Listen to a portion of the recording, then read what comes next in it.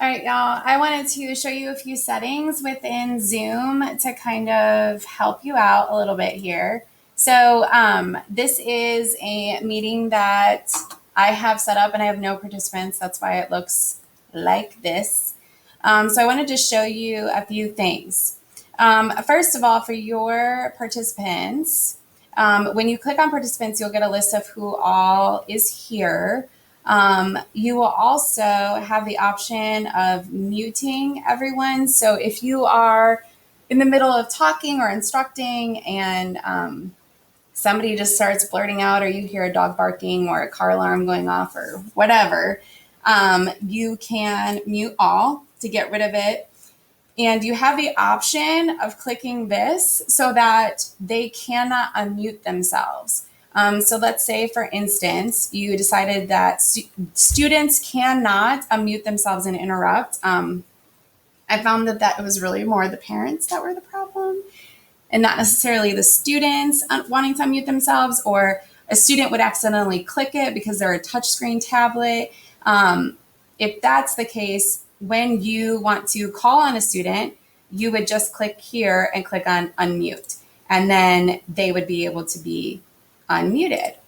Then when you're finished, you would just mute them again. You also have the ability to turn on their camera or rename. I wanted to show you some other things with the chat. I'm going to go up here. Okay, so if you have your chat option on, you have the option of changing. This is going to look a little different because it's just me.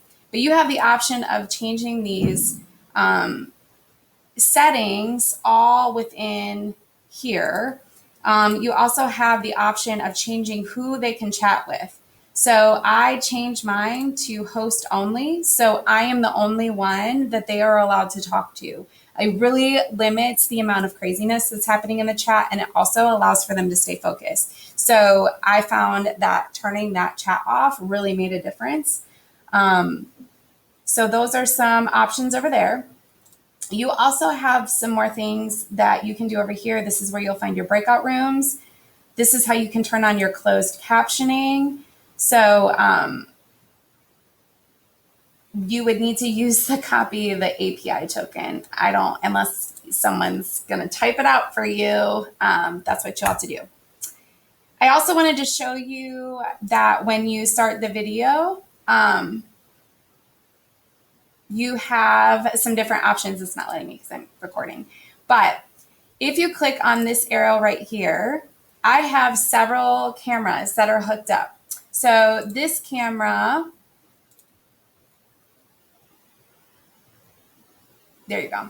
So this camera is my desktop camera. I did not prepare it well. So this will be the camera that I will switch to, for instance, if I am working on my whiteboard. So if I was wanting to do like an area model or a number talks or something like that, I would be using my whiteboard right here. And that's what I would use this camera for. And then I have another screen that I use for when I am looking at my students and talking to my students. And that one is over here. So I have my students on a bigger screen. And a lot of times I'll be standing because I'll be talking to them. And then I'll want to go over and use my whiteboard. And so you can switch your Zoom cameras to get the different views. And then when I come back to my desktop, if I'm just coming back to my desktop camera, I would use my integrated webcam, which it won't let me do because I'm filming with that one. So those are some options with changing your videos. So if you have different devices, or even if you wanted to switch to your document camera, which is what that's what this one right here is.